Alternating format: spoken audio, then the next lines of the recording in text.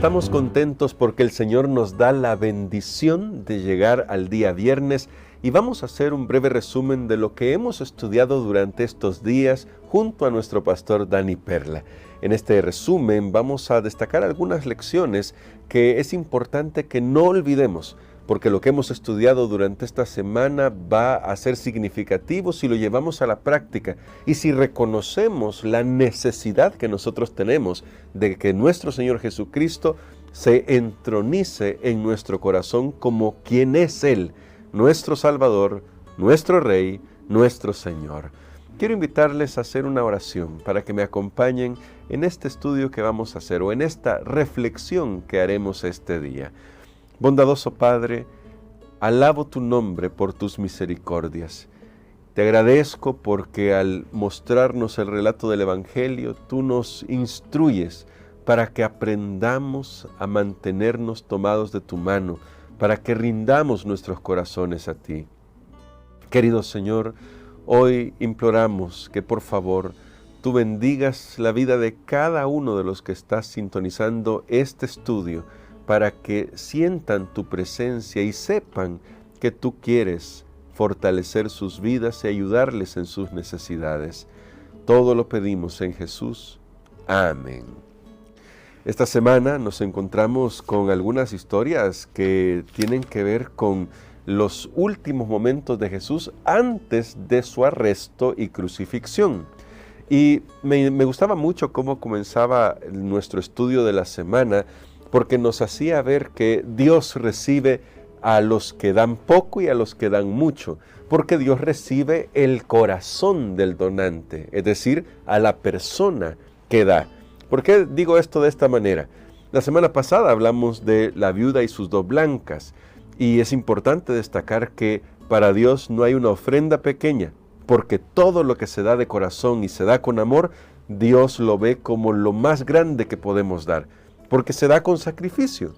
Pero eso no quiere decir que solo debemos dar ofrendas pequeñas o que solo aquellos que tienen poco para dar son los que son bendecidos. En el caso de esta semana introducimos una historia, o se nos introdujo a una historia que nos va a revelar en esa misma historia al traidor y los motivos del traidor, en contraste con los motivos de la mujer que llevó un frasco de alabastro para ungir a nuestro Señor Jesucristo. Y este frasco era muy costoso. También fue dado con sacrificio, fue dado con amor, y el Señor llamó a esta una hermosa obra hecha en su favor. Y es importante destacar esto porque Dios ve las intenciones del corazón.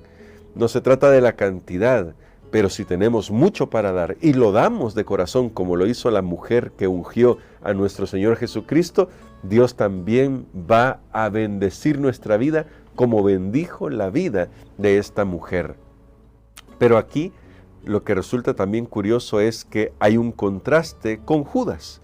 Aunque el texto no nos da algunos detalles, el pastor Dani Perla durante esta semana nos ayudó a verlo a través de los otros evangelios. Cuando digo que el texto no nos da algunos detalles, me refiero al texto de Marcos, porque hay que recordar que Marcos fue muy sucinto al escribir, fue breve en varias descripciones, pero resulta el contraste muy evidente.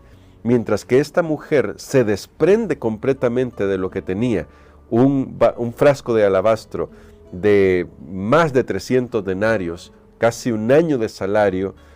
Por otro lado tenemos a un Judas que se aferra a la ilusión de una promesa, la promesa de que le van a dar dinero por Jesús. Claro, en los demás evangelios sabemos que le dan 30 monedas de oro o de plata, 30 monedas de plata. Le dan 30 piezas de plata, nada más, a Judas. Y es un precio miserable, como decía nuestro pastor en la semana, pero que destaca porque lo que se ve en el caso de Judas era su ambición, su amor al dinero, un amor al dinero que sobrepasó su amor por Jesús. Ahora, también debemos tomar nota de lo siguiente: tanto Judas como los que criticaron a la mujer lo hicieron parapetándose detrás del velo de la religiosidad y del altruismo. Y esto es peligroso porque A simple vista, es decir, según las apariencias, se podía pensar que lo que había hecho la mujer era un desperdicio, porque era derramar todo un frasco de más de 300 denarios sobre un hombre, mientras que había tantos pobres a los que se podía ayudar, y ese era el reclamo. ¿Por qué no se vendió esto y se dio a los pobres? Juan, que es el evangelio que estudiaremos después de este estudio que estamos haciendo sobre Marcos, nos va a explicar algunos detalles. No voy a entrar en eso, sino que lo que me preocupa es que, como se destacó en la semana, a veces podemos disfrazar nuestro egoísmo, nuestro orgullo, nuestro egocentrismo detrás de un velo religioso, incluso de un velo altruista.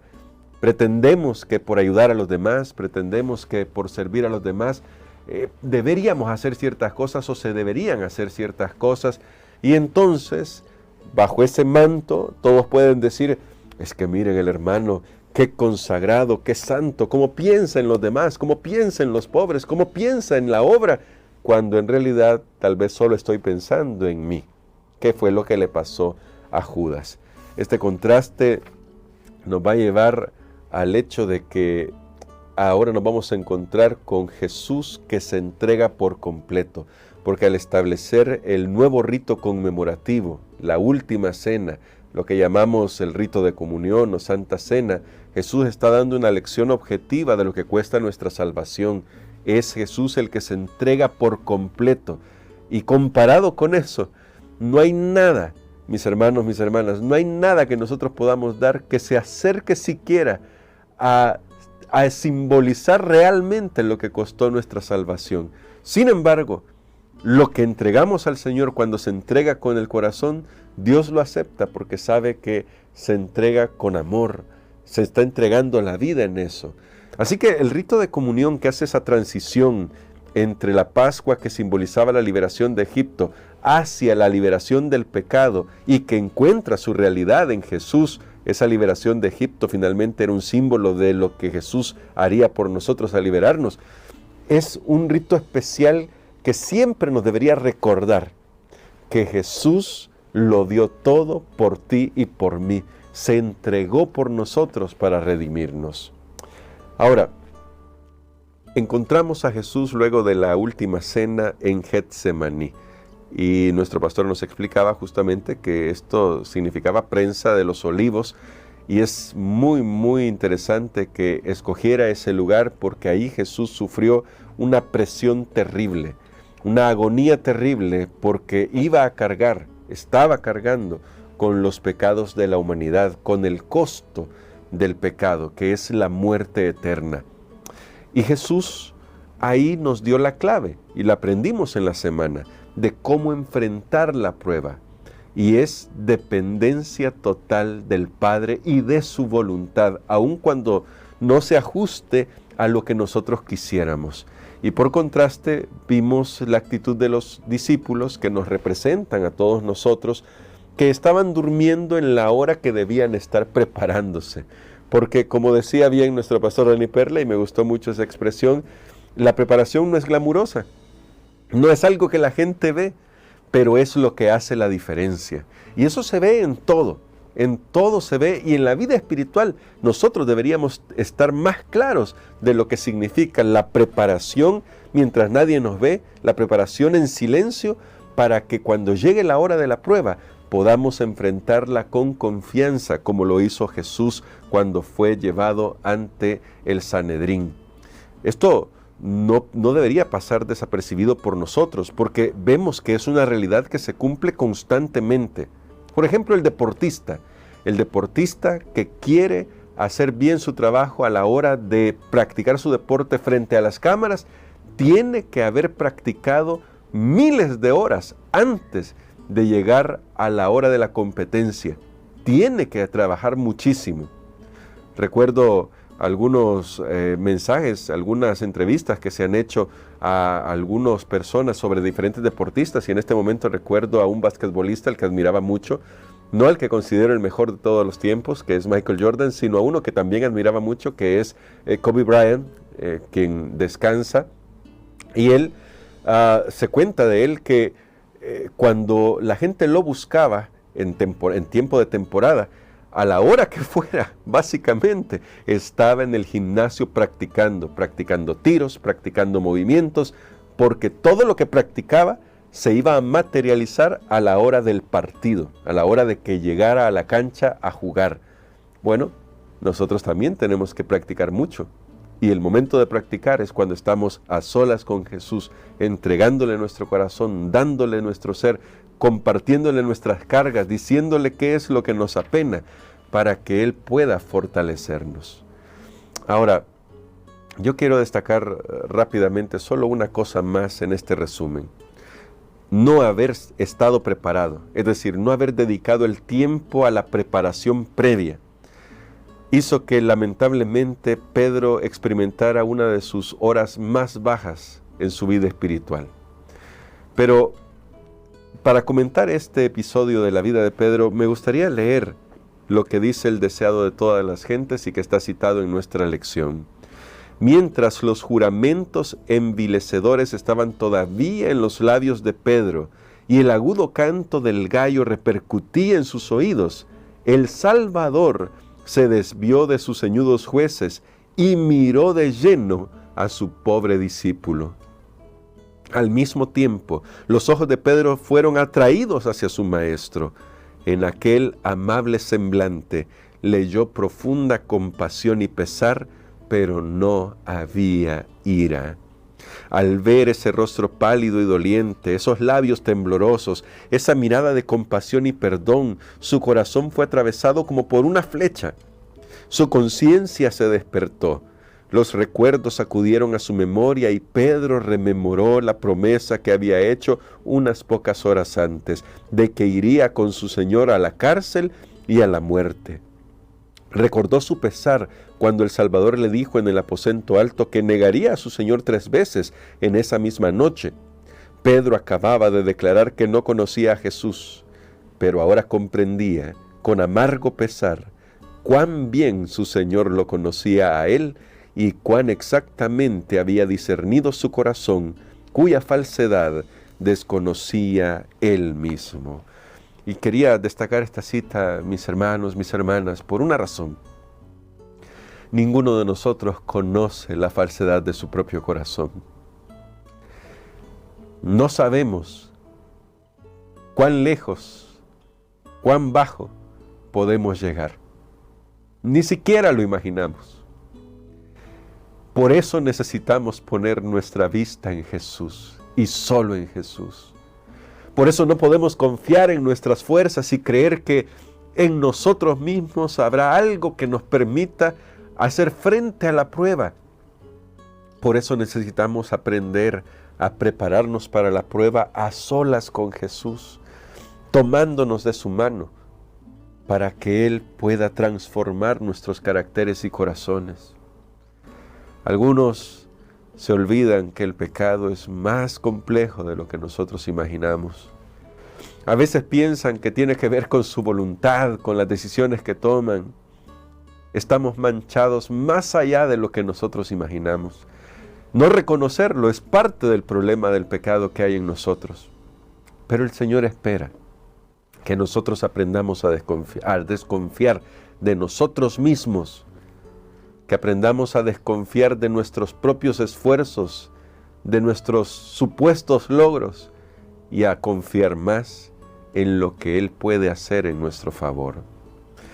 Al final Pedro pudo reconocer que el Señor lo conocía, así como nos conoce a cada uno de nosotros. Por eso dice el salmista, Él se acuerda que somos polvo. Por eso no nos ha tratado como nosotros merecemos, porque sabe que somos polvo.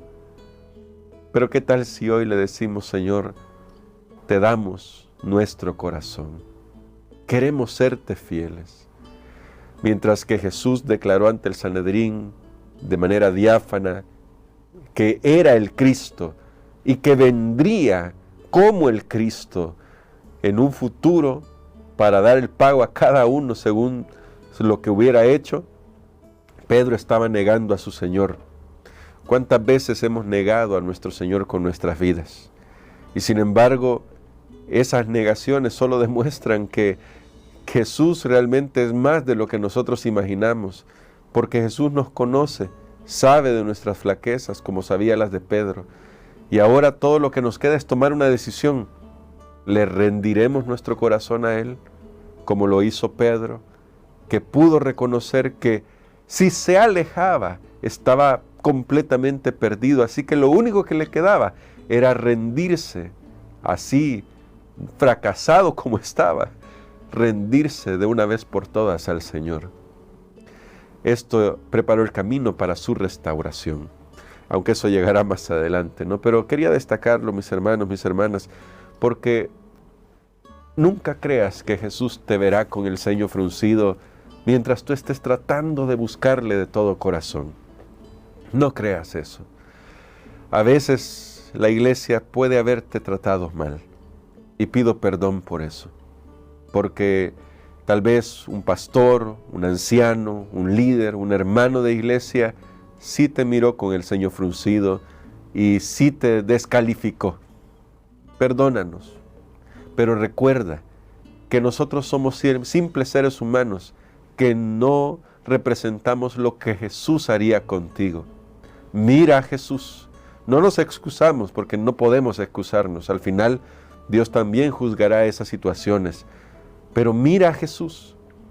Míralo a Él por completo y cree que Él te ve con compasión, con amor para restaurar tu vida.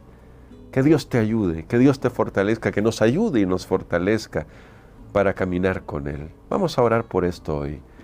Querido Padre, queremos que nuestro corazón te pertenezca a ti por completo, porque sabemos que al entregarte nuestro corazón, todo lo demás te pertenece a ti.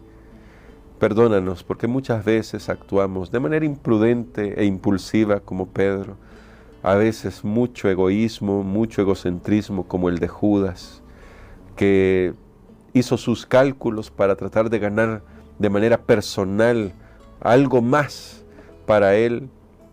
Perdónanos porque muchas veces también nos ocultamos tras el manto de la religiosidad y ayúdanos a buscarte de corazón, a darte nuestra vida, a reconocerte como nuestro Señor, como nuestro Salvador. Tal vez alguien en este momento se siente descalificado porque ha fracasado en su vida espiritual. Míralo con amor, cobíjalo con tu Espíritu Santo, abrázalo, oh Dios, o abrázala, y que en este momento sienta tu presencia que restaura, que da nuevas fuerzas, que da nueva vida. Por favor, salva a quien en este momento siente que ya no tiene más que dar en esta vida. Sálvale para que pueda reconocerte a ti y pueda en ti encontrar seguridad. Todo lo pedimos en el nombre de Jesús. Amén.